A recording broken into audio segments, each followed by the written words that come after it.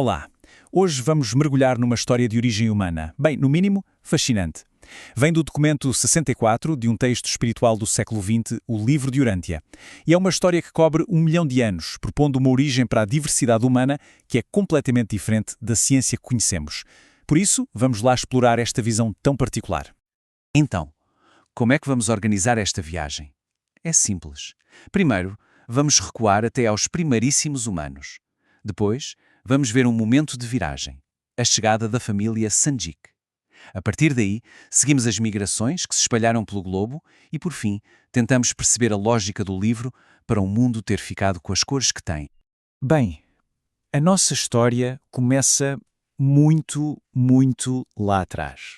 Segundo este texto, os primeiros seres humanos apareceram há quase 1 milhão de anos, num mundo que mal conseguiríamos reconhecer.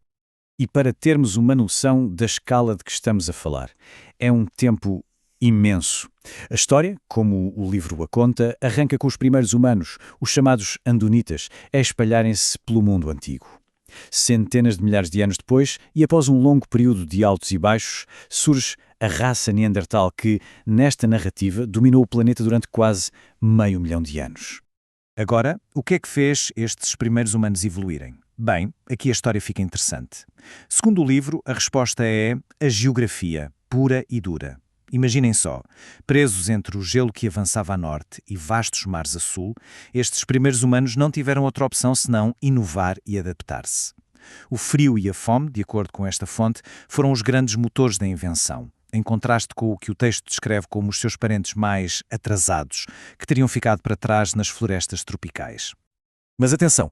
O caminho até aos Neandertais, segundo esta narrativa, não foi nada linear. Pelo contrário, o livro descreve um ciclo, quase como uma saga de ascensão, queda e depois um renascimento bem violento. Depois de um grande declínio cultural, um grupo específico, as tribos de Badonan, teriam lançado uma guerra de extermínio. Os sobreviventes desta luta são apresentados no texto como uma raça melhorada, que se tornou a nova força dominante, os Neandertais. E depois de quase 500 mil de anos de domínio neandertal, o texto introduz um evento que muda completamente as regras do jogo. Não se trata de uma evolução lenta e gradual, mas de um salto súbito, um momento único que redefine o curso da história humana.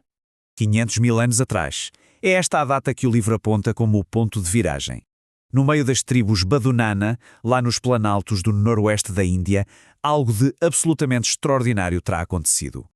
E esta citação do livro vai direto ao ponto. Um único casal começou, de repente, a ter filhos que não eram apenas mais inteligentes, mas cujas peles tinham cores diferentes.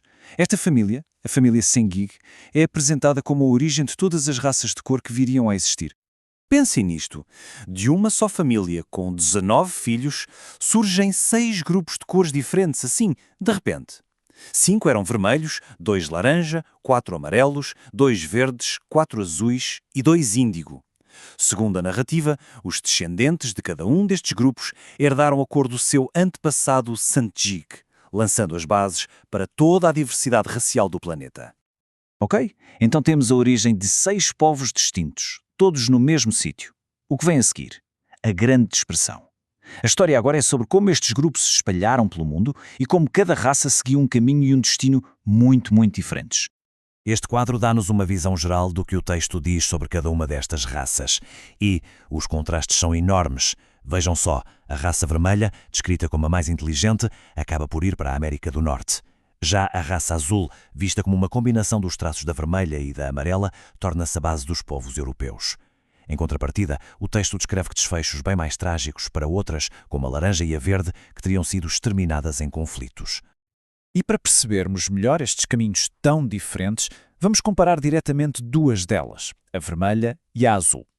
A raça vermelha, de acordo com o livro, faz uma viagem épica até a América do Norte, mas fica completamente isolada. Isso, segundo a história, levou a guerras internas e a um declínio. Por outro lado, a raça azul migra para a Europa, onde encontra e se mistura com os neandertais, absorvendo-os e, nesta narrativa, tornando-se a base do que o texto chama de raças brancas europeias.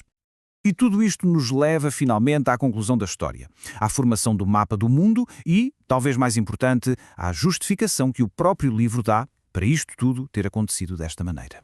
E o resultado final, depois de centenas de milhares de anos de migrações, de conflitos, de encontros e desencontros, é este mapa da distribuição humana que o livro apresenta. A Ásia teria sido ocupada pela raça amarela, a Europa pela azul, a América do Norte pela vermelha e a África pela índigo, com outras zonas, como a Índia, a tornarem-se o lar de populações mistas. Isto, claro, levanta a grande questão, a questão que o próprio livro quer responder. Toda esta história complexa, com vitórias e tragédias, foi obra do acaso? Ou havia um plano por trás de tudo? Bem, o texto é muito claro na sua resposta. Não, não foi um acidente. A fonte defende que a diversidade era, na verdade, essencial. Diz que a variedade é crucial para a seleção natural e que a competição entre povos diferentes estimula o progresso.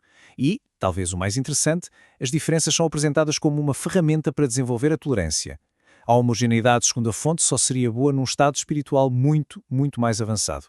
E terminamos com esta ideia para reflexão. É uma narrativa, uau, de uma complexidade incrível.